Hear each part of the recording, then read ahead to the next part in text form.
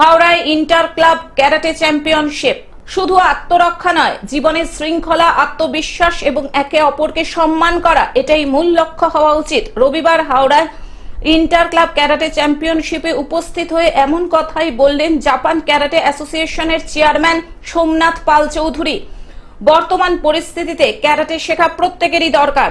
আত্মরক্ষা মানে শুধুই ক্যারাটে শেখা নয়, জীবনে চলতে গেলে আত্মবিশ্বাস, শৃঙ্খলা এবং একে অপরকে সম্মান করা, অর্থাৎ ছেলেরা মেয়েদের সম্মান করবে এবং পাশাপাশি মেয়েরা ছেলেদের সম্মান করবে। এমনটা হলে আত্মরক্ষার ব্যাপারটাই থাকবে না, এমনটাই জানাচ্ছেন সোমনাথ পাল চৌধুরী। তিনি আরো বলেন, এখানে স্কুল, কলেজ, অফিসে দেখা যায় সপ্তাহে একদিন করে ক্যারাটে শেখানো হচ্ছে, কিন্তু ক্যারাটেকে প্রত্যহ শেখানো উচিত, যেমন জাপানে হয়। ক্যারাটে সংগঠনের আরো একজন সদস্য সত্য সুন্দর সাধুকা জানান, এখানে 5টি জেলা থেকে প্রতিনিধিরা এসেছেন। হাওড়ায় এটা প্রথম ইন্টার ক্লাব ক্যারাটে চ্যাম্পিয়নশিপ হচ্ছে। তিনি বলেন, ক্যারাটে শুধু আত্মরক্ষার জন্য নয়, ক্যারাটে ঘটায় মানসিক বিকাশও।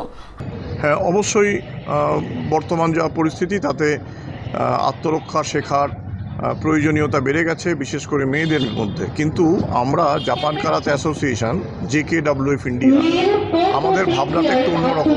যে কারাতে শুধু আত্মরক্ষার জন্য না শিখে, কারাতে শিখলে যে ডিসিপ্লিনটা বাড়ে, আত্মবিশ্বাস বাড়ে এবং একে অপরকে সম্মান করা, ছেলেরা মহিলাদের সম্মান করবে, মহিলারা ছেলেদেরকে সম্মান করবে। এই যে একে অপরের প্রতি ভরসা, সম্মান এবং ডিসিপ্লিন, এইটা যদি গড়ে তোলা যায় তাহলে আত্মরক্ষা শেখারই আর প্রয়োজন পড়বে না। তো সেই কারণ, এবং এটা নিয়ে মা বাবারও একটা ভূমিকা আছে। আমরা বিভিন্ন সময় পেরেন্ট টিচার মিটিং সেই কারণে করি।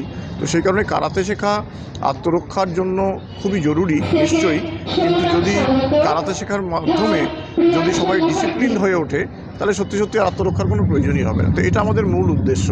তবে আরেকটা কথা বলবার আছে, যে আজকাল বিভিন্ন সময় একদিনের জন্য, দুদিনের জন্য বা 4-5 দিনের জন্য বা উইকেন্ডে আত্মরক্ষা শেখার ব্যবস্থা করা হচ্ছে।